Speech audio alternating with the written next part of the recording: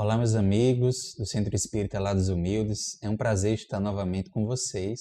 Hoje nós vamos falar sobre a parábola da figueira seca, ou da figueira que secou, da figueira estéril. Essa passagem está em Marcos, no capítulo 11, a partir do versículo 12 até o versículo 26. Eu convido agora vocês nesse momento para pegarem as suas Bíblias ou o Evangelho segundo o Espiritismo. Essa passagem é comentada por Kardec lá no Evangelho segundo o Espiritismo, capítulo 19, no item 8. Então, se vocês puderem pegar para acompanhar nesse momento, né? E caso você não tenha feito ainda a sua prece, eu fiz a minha já, para a gente adiantar o vídeo, né? Então, dá uma pausa nesse vídeo, faça uma prece para a gente se preparar para refletir sobre o Evangelho nesse momento. Então, meus amigos, já tendo feito agora a sua prece, vamos para a parábola da figueira seca. Nós vamos fazer a leitura dessa parábola, mas primeiro eu preciso que seja dito que essa passagem está dentro daquelas passagens mais polêmicas do Evangelho, né, onde Jesus faz uma atitude aparentemente muito estranha, muito paradoxal, né, em detrimento do seu ensinamento. É preciso, então, ter muito cuidado ao interpretar essa passagem, ao entender essa passagem, né? Essa passagem, a passagem da expulsão dos vendedores do templo, a passagem da tentação do Cristo, né? A passagem do odiar pai e mãe, são todas essas passagens que estão num conjunto de passagens que nós precisamos ter muito cuidado no entendimento delas, porque há muito simbolismo, né? Há muito também expressões, gêneros textuais que envolvem esse texto culturalmente diferente do nosso, uma tradição judaica. Então é importante a gente refletir sobre isso para não fazer uma interpretação errada, né? O que termina acontecendo muitas vezes. Então, por isso que é interessante a gente fazer uma leitura bem cuidadosa, entendendo o que está acontecendo aqui nessa passagem. Então, lá em Marcos, capítulo 11, versículo 12 a 26, vamos ver lá o que é que diz o nosso Evangelho. Nós vamos usar a tradução do Haroldo Dutra Dias, né? Mas você pode também acompanhar aí pela tradução que o Kardec usa no Evangelho segundo o Espiritismo ou a tradução que você tiver aí em mãos, tá? Então, no dia seguinte, ao saírem de Betânia, teve fome. Jesus teve fome. E, vendo de longe uma figueira com folhas, foi ver se encontraria algo nela. Dirigindo-se a ela, nada encontrou senão folhas, pois não era tempo de figos. Em resposta, disse a ela: Nunca mais ninguém coma fruto de ti. Os seus discípulos ouviram então isso, né? Então, vamos dar uma pausazinha nesse versículo 14, porque depois desse versículo 14, né, do versículo 15 até o versículo 19, há uma outra narrativa, a narrativa da expulsão dos vendedores do Templo de Jerusalém, né, onde Jesus entra lá e expulsa aqueles vendedores, fala que a casa do Pai não era para ser usada para fins econômicos. Essa passagem pode ser objeto de um outro estudo, né? Mas é interessante ver que há uma relação forte entre essas duas passagens. Ambas estão envoltas de muitos simbolismos e ambas foram, sim, ainda são, infelizmente, mal interpretadas pelas pessoas, né, que terminam vendo violência nas palavras do Cristo, né, autoritarismo nas palavras do Cristo, onde não há, né? É preciso fazer uma leitura cuidadosa.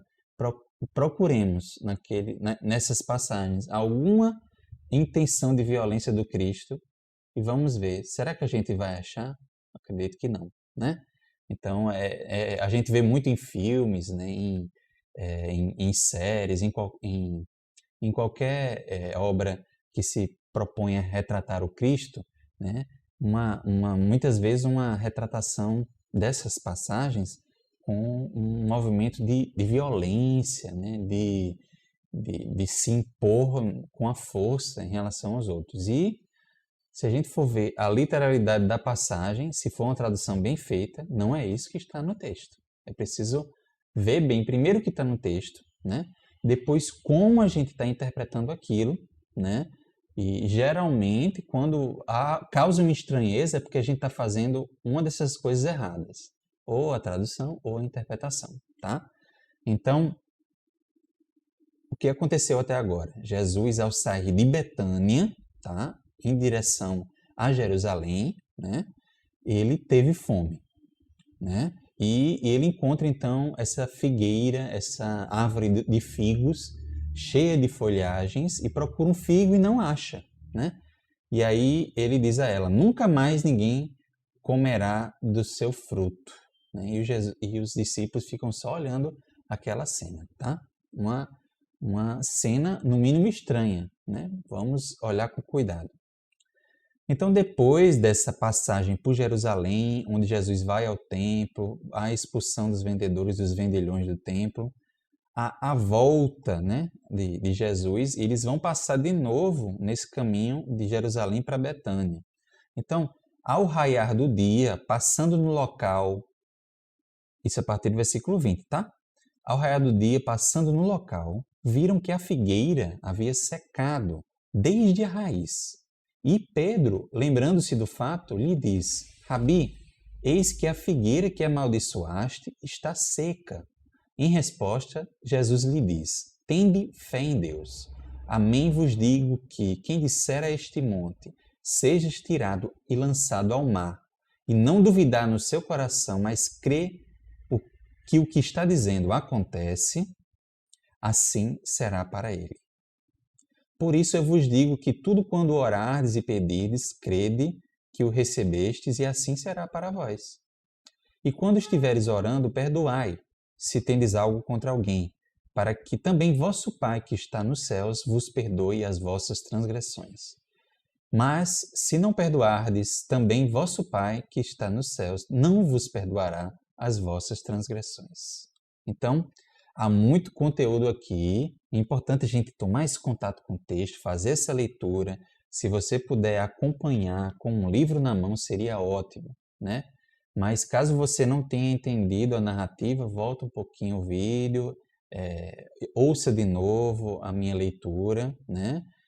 Nós vamos explicamos que inicialmente os discípulos passaram nesse caminho de Betânia a Jerusalém e Jesus encontrou essa árvore de figos cheia de folhagens e viu que não tinha frutos e, segundo algumas traduções, amaldiçoou a planta, né, dizendo que ela nunca ia mais, ninguém ia mais comer fruto dela.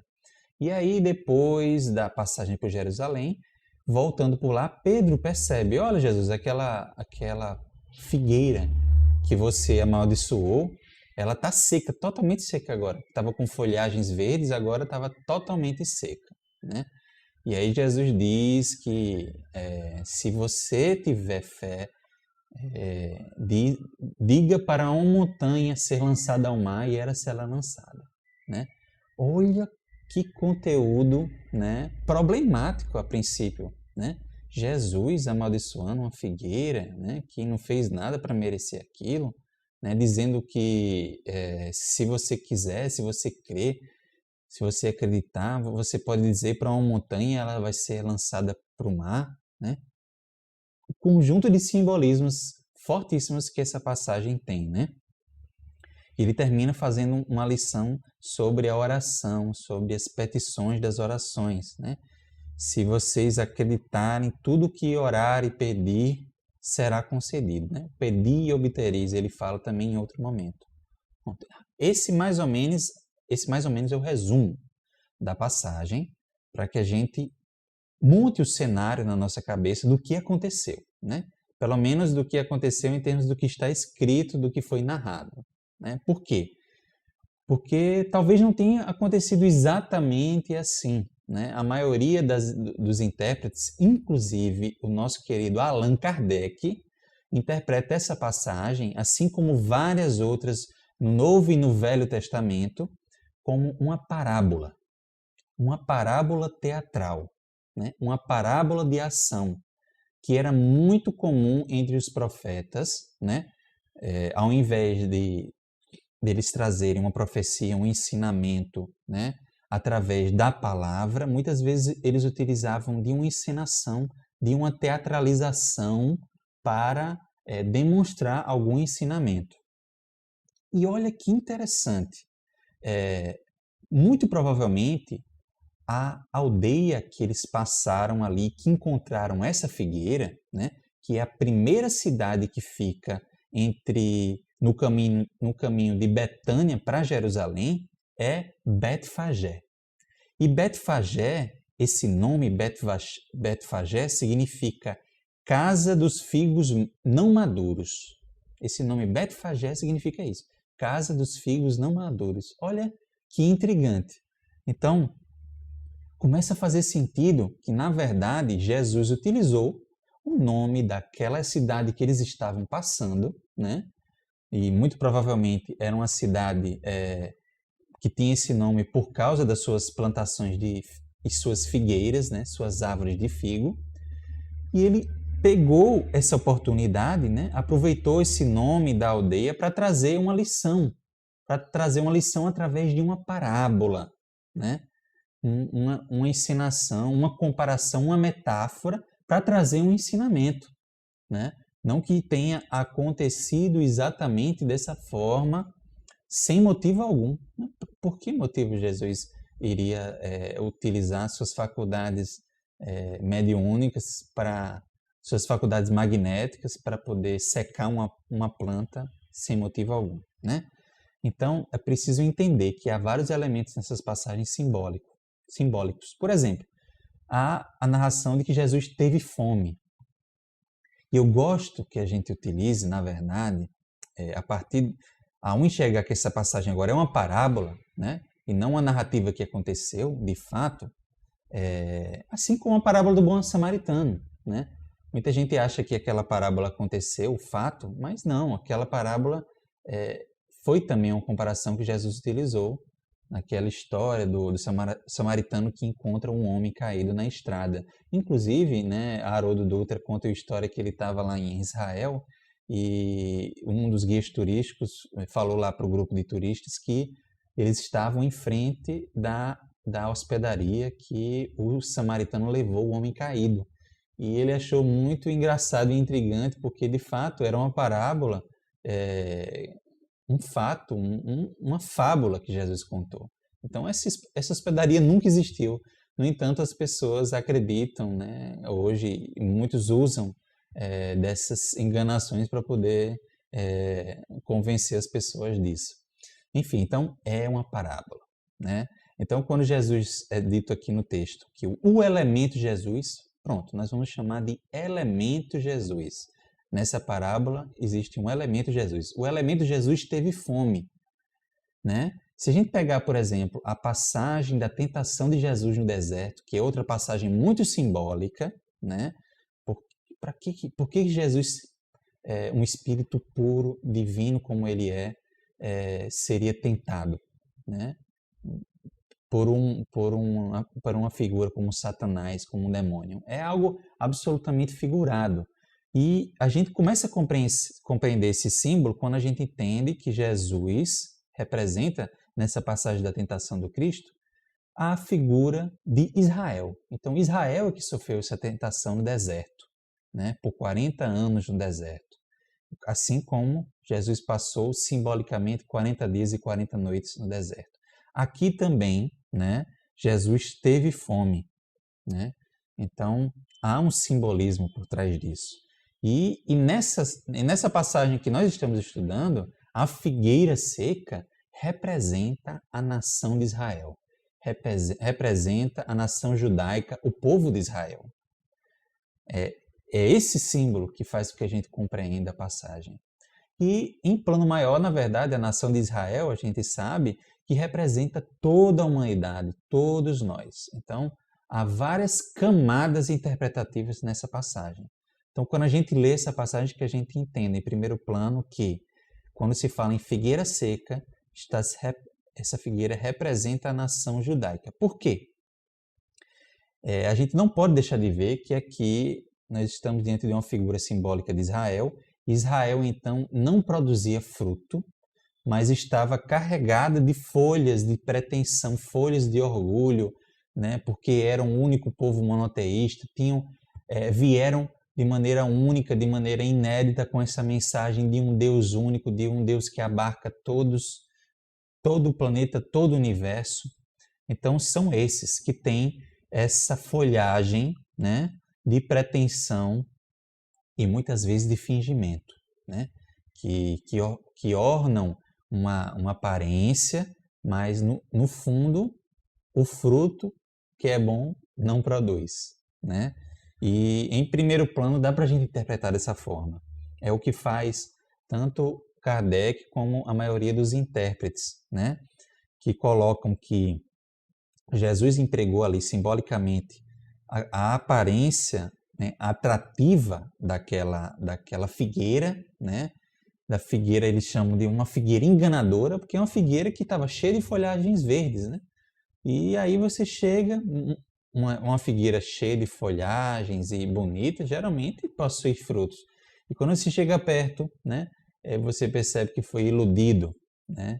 O viajor faminto é iludido por aquela figueira enganadora.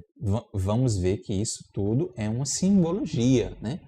Não faz sentido a gente pensar isso de uma maneira concreta. A planta, coitada da planta que não concedeu frutos. Vocês estão vendo aqui que nós temos um jardinzinho aqui em casa e uma das plantas, não sei se dá para vocês verem, mas uma das plantas ali atrás secou. Uma pimenteira, uma pimenta que infelizmente, quando eu troquei o adubo, ela não resistiu e secou completamente. Infelizmente morreu, eu vou ter que colocar outra planta nesse jarro. Que culpa a planta teve, né? Se na verdade foi o jardineiro que a mal manejou, né? Então, vamos deixar a interpretação concreta para trás. Aqui nós estamos falando de parábola, de simbolismo, tá?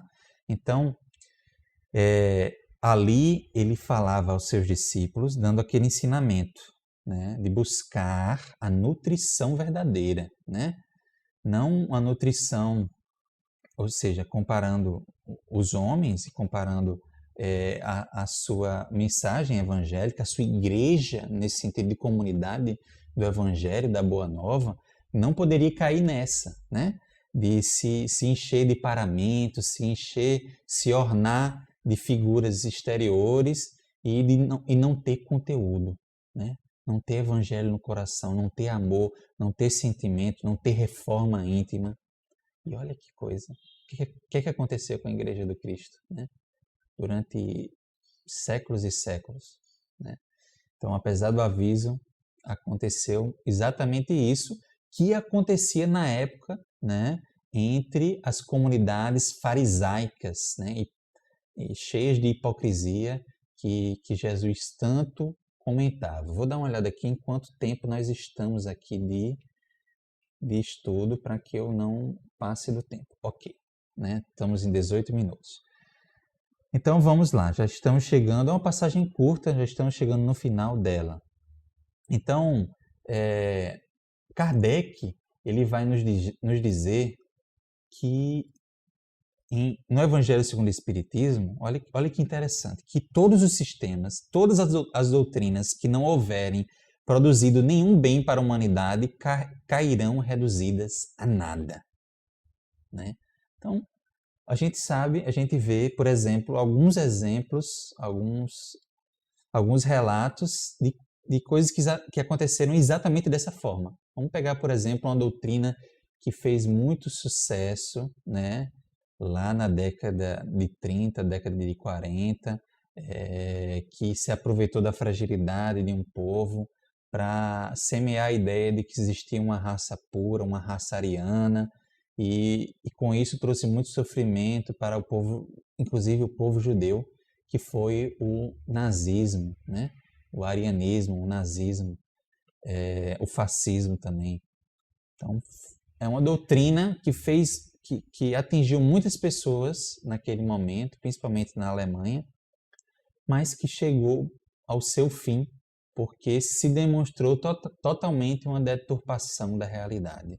Então, qualquer doutrina que não haja produzido um fruto positivo, olha os frutos do Holocausto, né?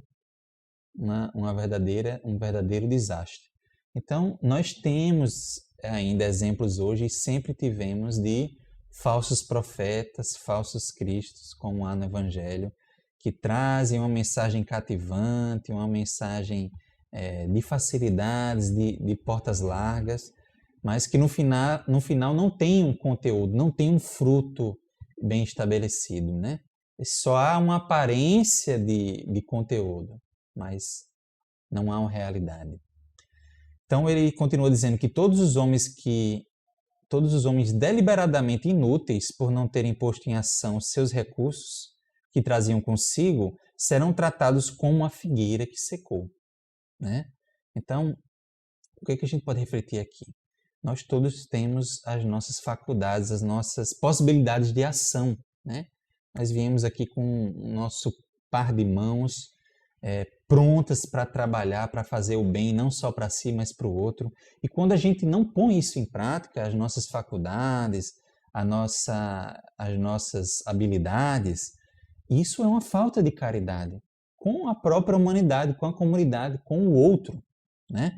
Então, deixar de fazer o bem já é um mal, como a gente sabe, né? Nós estamos privando o outro do nosso potencial, né?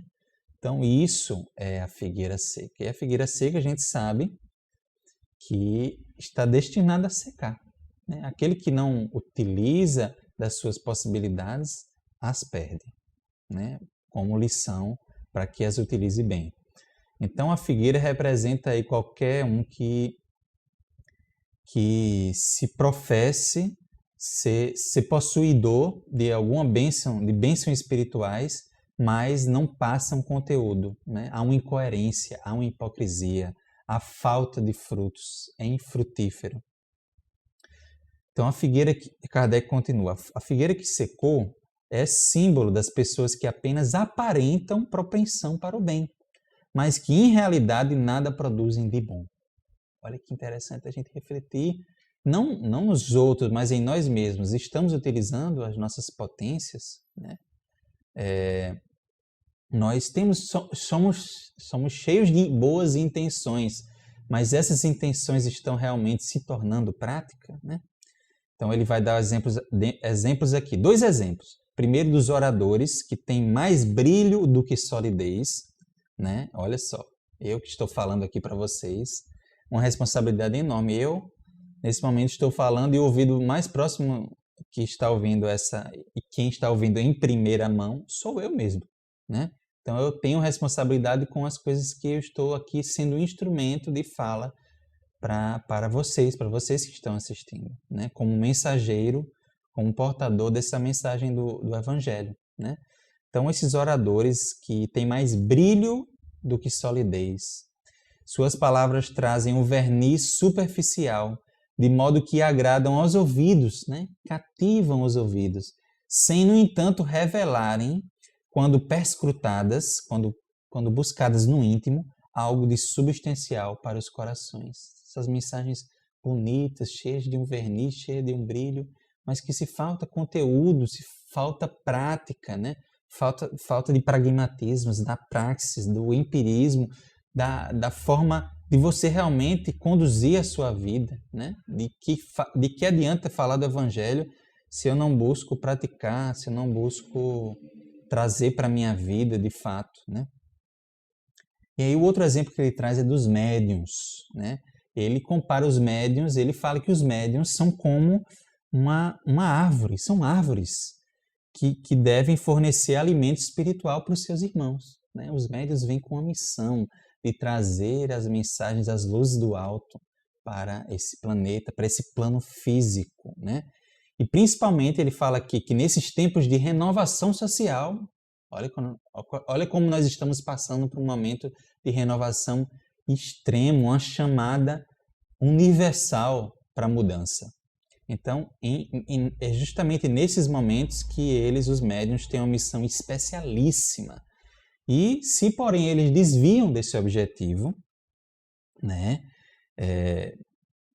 desse objetivo providencial a preciosa faculdade que lhes foi concedida, se empregam em coisas fúteis ou prejudiciais, se apõem em serviço dos interesses mundanos, se em vez de frutos salutares dão maus frutos, se recusam a utilizá-la em benefício dos outros, se não tiram nenhum proveito dela para si mesmos, melhorando-se, são como a figueira estéril. Deus lhes retirará um dom que se tornou inútil. Né? Quantas vezes isso acontece? A mediunidade mal utilizada, ela é retirada, ela é bloqueada, né? Como forma até de proteger o próprio médium. Né? Então, é óbvio que em primeiro plano essa mensagem vai para os médiuns ostensivos, mas como nós sabemos, todos nós somos médiuns, né? Em vários graus, nós temos essa relação com o plano espiritual, com um plano maior, né? Desde quando nós vamos dormir, no nosso sono, temos esse contato com o plano espiritual, até as inspirações do dia a dia que todos nós temos. Então, que possamos utilizar essas inspirações, essa mediunidade, essas mensagens do alto, essa comunicação do alto para o bem, como sementes, né, que possam germinar e frutificar bons frutos de auxílio, de compreensão com o outro, né, de mudança verdadeira e termos muito cuidado, porque ele termina dizendo que muitas vezes essa faculdade é retirada e os médiuns ficam à mercê dos espíritos enganadores, dos espíritos maus, né? Esses espíritos ainda sofredores que terminam se atraindo por essa vibração nossa, dessa brecha dada por nós mesmos. Então, meus amigos, essa é a parábola da figueira seca, uma parábola cheia de simbolismos. Ainda há uma parte que fala da oração, né, da fé, do que for pedido. Se você pedir com confiança, dizer para um monte que ele seja tirado ao mar, isso vai acontecer, né? É como é conhecido a fé que transporta montanhas. É preciso entender também o simbolismo por trás disso, né? Óbvio que não é exatamente tudo que a gente quer que vai acontecer, principalmente do ponto de vista material. Mas, do ponto de vista do pensamento, tudo que nós plantamos, que nós semeamos com os nossos pensamentos e nossas ações vão acontecer. Né? Porque muitas vezes a gente não leva em conta outros fatores, que são a nossa vontade, a nossa ação. Não adianta a gente orar fervorosamente por um ato se a gente se comporta no dia a dia, né, de maneira totalmente diversa daquilo que a gente está pedindo, né? Então, é essa incoerência que Jesus ataca bastante.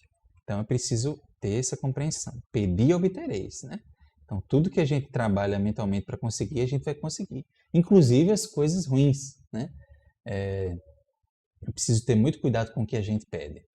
Mas, ao mesmo tempo, é preciso reconhecer as nossas potencialidades, o quanto a gente pode conseguir se a gente acredita em si mesmo, acredita, né, no poder da fé, né, de uma mudança verdadeira e interior nossa.